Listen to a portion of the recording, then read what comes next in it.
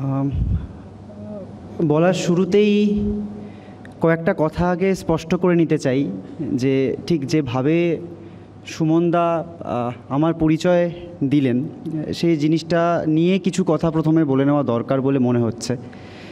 যে এই যে একটা প্রচণ্ড মেধাবী একজন বা খুব দরিদ্র ঘর থেকে উঠে আসা একজন কিছু মানুষ, কয়েকটা মুখ আসলে এই আন্দোলনকে প্রতিবাদের স্বর হিসেবে সবার মাঝে ছড়িয়ে দিতে পেরেছে। আমার মনে হয় এই জায়গাটা একটাভাবে ভাঙা দরকার। আমাদের আন্দোলনের স্পিরিট এটা কিন্তু নয়। আমরা প্রথম দিন থেকে মনে করছি যে এই আন্দোলন আমরা জুনিয়র ডাক্তাররা শুরু করেছি। সেই আন্দোলনে আমাদের পাশে দাঁড়িয়ে আমরা প্রত্যেকে, যে জুনিয়র ডাক্তার ছাত্রছাত্রীরা এই রোদে পুড়ে জলে ভিজে লালবাজারে স্বাস্থ্য ভবনে প্রত্যেকে রাত কাটিয়েছে, দিন কাটিয়েছে, দিন রাতের হিসেব করতে পারিনি আমরা। তাদের পাশে থেকে যে সিনিয়র ডাক্তার, নার্স, স্বাস্থ্যকর্মীরা মাথার ঘাম পায়ে ফেলে গোটা স্বাস্থ্য ব্যবস্থাকে সচল রেখেছেন, এবং আমাদের প্রত্যেকটা ডাকে সাড়া দিয়ে যে সাধারণ মানুষ, যে স্কুল ছাত্রীটি নিজের স্কুলের চোখ রাঙানিকে উপেক্ষা করে আমাদের পাশে দাঁড়িয়েছে, নিজের সাহসের কথা বলেছে, যে ডেলিভারি বয় নিজের ইনসেন্টিভের কথা চিন্তা না করে আমাদের পাশে এসে মিছিলে দাঁড়িয়েছে, যে আইটি শ্রমিক নিজে সারাদিনের ডেস্ক জবের কাজ করার পরেও আমাদের প্রতিবাদ মঞ্চ, ধর্ণা মঞ্চে এসে দাঁড়িয়েছে। এই আন্দোলনের মুখ কিন্তু প্রত্যেকে, এই আন্দোলনের প্রতিবাদের ভাষা কিন্তু সবার। এরপর আসে গোটা বিষয়টা নিয়ে বলতে আসা। প্রথমেই কাকু কাকিমা বললেন, কাকু কাকিমার কথা শুনলাম, কাকু কাকিমার কথা, অভয়ার মা বাবার কথা।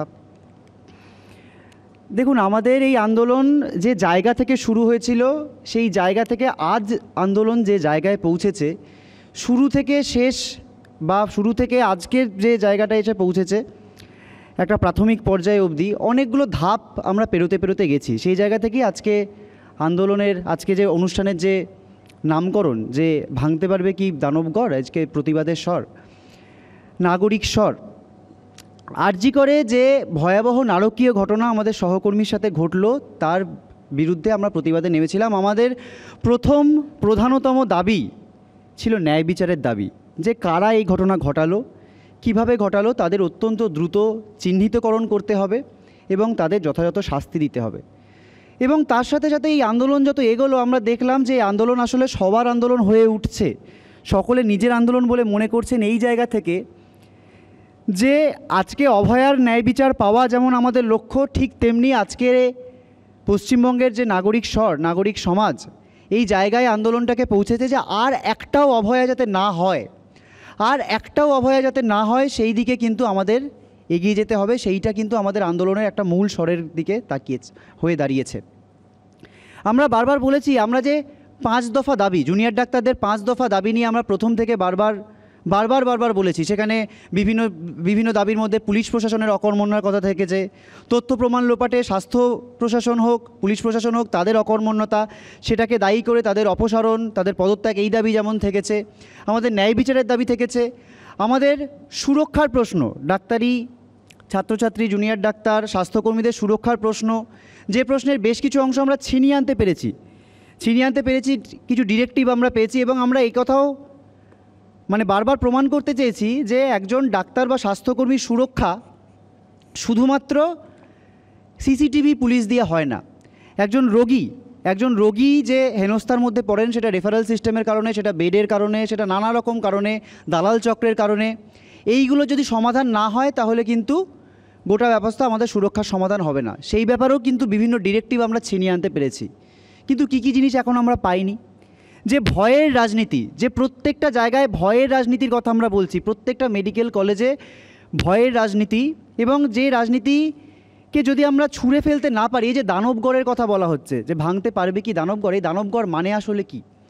এটা কিন্তু শুধুমাত্র প্রত্যেকটা মেডিকেল কলেজের বিষয় নয়। আজকে আমরা দেখছি যে প্রত্যেকটা ক্ষেত্রে, প্রত্যেকটা প্রতিষ্ঠানে, সেটা পাড়ার ক্লাব হোক, সেটা যে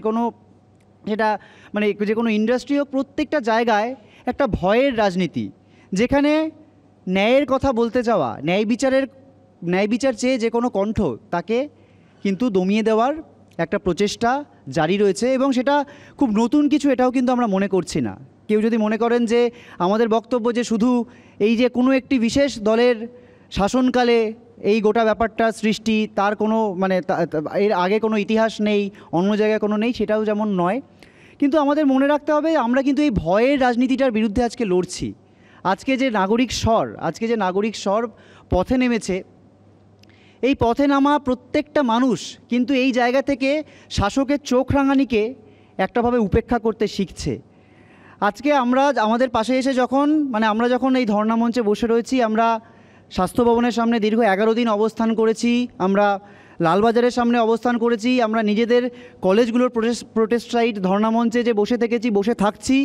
আমরা একসময় পূর্ণ কর্মবিরতি চালাচ্ছিলাম, এখন কিছু আংশিক জিনিস আমরা দাবি ছিনিয়ে আসার পর এখন আংশিকভাবে কর্মবিরতি থেকেও ফিরেছি। প্রত্যেকটা সময় এই সাধারণ মানুষ, এই নাগরিক স্বর কিন্তু আমাদের পাশে এসে কয়েকটা কথা মনে করিয়ে দিয়েছে। আমার সহকর্মী আশফাক এসে একটা কথা বলেছিল, সেই কথাটা আবার আমি উল্লেখ করতে চাই, যে আন্দোলন কিন্তু শিখিয়েছে যে ভয় যেমন ছোঁয়াচে, সাহসও কিন্তু ঠিক তেমনি ছোঁয়াচে। এই গণ আন্দোলন, এই নাগরিক আন্দোলন সেই সাহসের কিন্তু একটা সঞ্চার ঘটিয়েছে। আমরা মনে করতে শিখেছি যে চিত্ত যেথা ভয়শূন্য উচ্চ যেথা শির, এটা আমাদের মন্ত্র। আমরা কিন্তু এই মন্ত্রকে কাজে লাগিয়ে আমাদের বোনের, আমাদের সহকর্মীর ন্যায় বিচারের দাবিতে এতদিন দাঁড়িয়েছিলাম এবং এর পরেও কিন্তু একইভাবে দাঁড়িয়ে থাকব।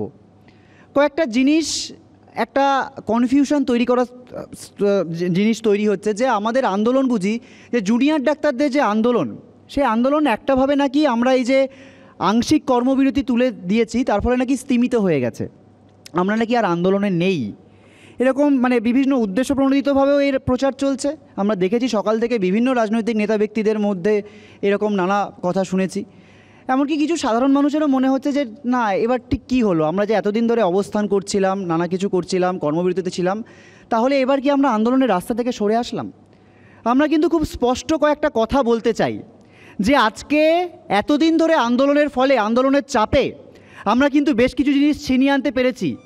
আমরা কিন্তু রাজ্য প্রশাসন হোক, সিবিআই হোক, সুপ্রিম কোর্ট হোক, কেন্দ্রীয় সরকার হোক, কারুর প্রতি আমাদের ভরসা নেই। কেননা আমরা দেখেছি আমরা যদি আজকে এই আন্দোলনটা এত জোরদারভাবে না চালাতে পারতাম, তখনই কিন্তু এই গ্রেপ্তারগুলো হয়েছে। তখন সন্দীপ ঘোষ গ্রেপ্তার হয়েছেন, তখন টালা থানার ওসি গ্রেপ্তার হয়েছেন, তখন কোনো একটা তদন্তে অগ্রগতি হয়েছে, যখন আমরা আমাদের আন্দোলনকে একদম চরম পর্যায়ে নিতে পেরেছি এবং আন্দোলনকে আমরা দৃঢ়তার সাথে নাগরিক আন্দোলনের সাথে মিশিয়ে সোচ্চারে রাখতে পেরেছি, তখন কিন্তু এই সামান্য বেবি স্টেপস টু জাস্টিসের কয়েক কদম কিন্তু আমরা এগোতে পেরেছি।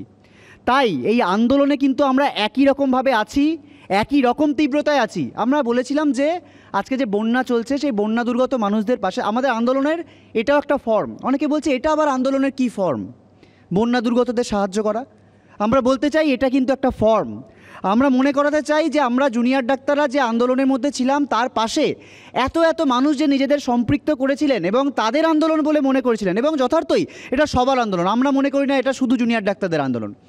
সেই গোটা ব্যাপারটার ন্যায্যতা দিতে কিন্তু আমরা প্রত্যেকটি বন্যা দুর্গত এলাকায়, আপনারা মিডিয়ায় খবর পাচ্ছেন, আমাদের পেজ থেকে আমরা আপডেট দিচ্ছি, প্রত্যেকটা জায়গায় কিন্তু আমরা নিজেদের অভয়া ক্লিনিক নিয়ে, ত্রাণ নিয়ে পৌঁছে যাচ্ছি। পৌঁছে গিয়ে আমরা সাধারণ মানুষের পাশে থাকে, এটা ঠিক পাশে থাকা নয়, যে সাপোর্ট, যে সহযোগিতা এবং আমাদেরকে নিজেদের মনে করে নেওয়ার যে ভাষ্য তারা দেখিয়েছেন, সেই ভাষ্যেরই একটা অঙ্গ হিসেবে আমরা কিন্তু পৌঁছে যাচ্ছি এবং আন্দোলনে এটাও একটা ফর্ম। এবং আমরা এটাও মনে করিয়ে দিতে চাই যে আজকে 27 তারিখ আমাদের কথা ছিল, আমরা শেষ যে অবস্থান প্রেস রিলিজ থেকে বললাম যে অবস্থান আমরা আপাতত উঠিয়ে নিচ্ছি, কেননা বেশ কিছু জিনিস আমরা ছিনিয়ে আনতে পেরেছি। আমরা পুলিশ কমিশনার বিনীত গোয়েল নগরপাল, তাকে তার পদ থেকে টেনে নামাতে পেরেছি। আমরা ডিএমই ডিএইচএসকে তাদের পদ থেকে অপসারিত করতে পেরেছি। আমরা সুরক্ষা বিষয়ে বিভিন্ন ডিরেক্টিভ পেয়েছি, কিন্তু তার মৌখিক আশ্বাস, তার লিখিত আশ্বাস আমরা পেয়েছি, কিন্তু সেটা কতদিনে কার্যকর হবে সেই নিয়ে কিন্তু কলেজে কলেজে আমরা লড়ছি। ওয়েস্ট বেঙ্গল জুনিয়র্স ডক্টরস ফ্রন্টের পক্ষ থেকে প্রত্যেকটা কলেজে যে আরডিএগুলো তৈরি হচ্ছে, যে আরডিএগুলোর মান্যতা আমরা চাইছি, তারা কিন্তু প্রত্যেকটা কলেজে এই সিকিউরিটি বিষয়ে আমরা লড়াই চালাচ্ছি। কিন্তু এই যে থ্রেট কালচার, এই যে ভয়ের রাজনীতি, এই যে প্রত্যেকটা পর্যায়ে ভয়, যার শিকার আমরা মনে করি, আমরা স্পষ্টতই মনে করি আমাদের সহকর্মী, আমাদের যে অভয়া, সে কিন্তু কোথাও এই ভয়ের রাজনীতির শিকার। যে দুষ্টচক্র, যে কারা তথ্য প্রমাণ লোপাট করতে চেয়েছিল, কেন একটা এরকম নৃশংস ঘটনার তথ্য প্রমাণ লোপাট করতে চাইবে কেউ? তারাই চাইবে যারা এই ভয়ের রাজনীতিকে প্রমোট করতে চায়, তারাই চাইবে। এবং আমরা এতদিনে এই আন্দোলন থেকে স্পষ্ট যে পুলিশ প্রশাসনের একাংশ, স্বাস্থ্য প্রশাসনের একাংশ, আমলাদের একাংশ তার মধ্যে কিন্তু একদম ডিরেক্টলি ওতপ্রোতভাবে জড়িত। এই গোটা ব্যাপারটাকে কিন্তু আমরা নগ্ন করতে পেরেছি, এক্সপোজ করতে পেরেছি। আমাদের আন্দোলনের এটা কিন্তু একটা জোরের জায়গা। তো সেই জায়গা থেকে আমাদের বলাই যে দানবঘর ভাঙতে পারবো কি পারবো না, প্রতিবাদের যে স্বর, বাংলার যে নাগরিক স্বর তা কিন্তু দিগন্ত উন্মোচী। এর আগেও আমরা বহু উদাহরণ পেয়েছি যে বাংলার যে নাগরিক স্বর তা কিন্তু এই ভয়ের রাজনীতির বিরুদ্ধে চোখ রাঙানিকে উপেক্ষা করে নামছে, কোনো দলীয় রাজনৈতিক পতাকার আন্ডারে নয়। এটা কিন্তু আমরা দেখতে পাচ্ছি, আমাদের এই আন্দোলন দেখাচ্ছে যে নিজের কথা আমরা নিজে বলবো, তার জন্য কোনো দলীয় পতাকার আন্ডারে আমাকে আসতে হবে না। এটাই আমাদের রাজনীতি। এই রাজনীতি, এই যে প্রতিবাদের রাজনীতি, ন্যায় বিচারের প্রশ্নে আমি অবিচল থাকছি এবং আমাদের যে নাগরিক স্বর, সেই স্বর দিয়ে এই ভয়ের রাজনীতিকে আমরা ভেঙে দিতে চাইছি। আমরা চাইছি এই যে দানবঘর মানে কি? এর শিকার আমাদের অভয়া, এর শিকার অতীতে কিন্তু থেকেছে কখনো অনিতা ধাওয়ান, কখনো আমরা দেখেছি উন্নাও হাথরসের ঘটনা, কখনো আমরা আমাদের রেসলার, আমাদের সাক্ষী মালিক বিনেশ ফোগট, তাদের ঘটনা আমরা দেখেছি। তো এই প্রত্যেকটি জায়গা কিন্তু এক সুতোয় বাঁধা। আজকে প্রীতিলতার শহীদ দিবস, একটা কথা উঠে আসছিল যে এই নাগরিক স্বর কিন্তু আমাদের শিখিয়েছে যে অভয়ার ন্যায় বিচারের দাবিতে আমরা নেমেছি। সেই অভয়ার ন্যায় বিচারের দাবিতে এই স্লোগান দিয়ে আমরা কিন্তু নেমেছি যে প্রীতিলতার এই মাটিতে ধর্ষকদের ঠাঁই নেই, প্রীতিলতার এই মাটিতে ধর্ষকদের ঠাঁই নেই, ধর্ষকামীদের ঠাঁই নেই, ধর্ষণ মানসিকতার ঠাঁই নেই। এই গোটাটাকে আমরা উপড়ে ফেলতে চাই। তাই আমাদের আন্দোলন কিন্তু, আমরা যতদিন না এই ন্যায় বিচার পাচ্ছি, আমাদের অভয়ার, আমাদের সহকর্মী ন্যায় বিচার পাচ্ছি, আমাদের আন্দোলন কিন্তু আরও তীব্রতর হবে। যারা ভাবছেন যে আমাদের আন্দোলন স্তিমিত হয়ে গেছে, তারা ভুল ভাবছেন, তারা একদম ভুল ভাবছেন। আগামী 27 তারিখ যেদিন সুপ্রিম কোর্টের হিয়ারিং হওয়ার কথা ছিল, ঠিক সেই দিনই আমরা কিন্তু আবার এই যে আমাদের আন্দোলন এরপর কোন পথে চলবে সে নিয়ে মানুষের মতামত জানার জন্য, আমাদের মতামত জানানোর জন্য নাগরিক কনভেনশনের আয়োজন করছি। সেখানে প্রত্যেকটা মতামত আমরা নেব এবং তারপর থেকে 30 তারিখ, 1 তারিখ, 2 তারিখ, এই প্রত্যেকটা দিন আমাদের আন্দোলনকে কি করে আমরা তীব্রতর করতে পারি সেই রূপরেখা কিন্তু আমরা জানাবো। ফলত কেউ যদি মনে করে থাকেন যে আমাদের আন্দোলন আসলে স্তিমিত হচ্ছে, তাদের মনে করে দিতে চাইবো তারা ভুল ভাবছেন। আমরা আন্দোলনে আছি। এবার বলতে পারেন যে সামনে তো পুজো, মানুষ কি উৎসবে ফিরবে না? আমরা কি আটকাচ্ছি মানুষকে উৎসবে ফিরতে? দেখুন, আমাদের যা মনের অবস্থা, আমরা হয়তো খুশি মনে কোনো একটা উৎসব পালন করবো, এটা হবে না, কিন্তু আমরা কাউকে আটকাতেও চাই না। যারা মনে করছেন উৎসবে আসবেন, আমরা উৎসবেও আছি, তারা থাকলে আমরা তাদের আটকাতেও পারি না। কিন্তু আন্দোলন, আমাদের যে দ্রোহ, সেটাও কিন্তু আমাদের কাছে উৎসব, আমরা কিন্তু তাতেও আছি। ফলত এই প্রত্যেকটা জিনিসের বিচার না হওয়া অবধি এবং আর একটাও অভয়া যাতে না হয়, এটা সুনিশ্চিত না করে আমাদের আন্দোলন কিন্তু থামবে না। এইটুকু প্রতিশ্রুতি আমরা দিতে পারি। জুনিয়র ডাক্তার যারা আমরা রয়েছি, তারা প্রত্যেকে, আমরা জানি আমাদের পাশে প্রত্যেকে রয়েছেন, সিনিয়র ডাক্তাররা রয়েছেন, স্বাস্থ্যকর্মীরা রয়েছেন, বাংলার প্রত্যেকটা মানুষ রয়েছেন, ভারতের প্রত্যেক মাসে রয়েছেন এবং বিশ্ববাসী রয়েছেন। আমরা এই জোরকে নিয়েই কিন্তু এই দানবগড়কে ভাঙার উদ্দেশ্যে আমরা কিন্তু এগিয়ে যাব। এটুকুই।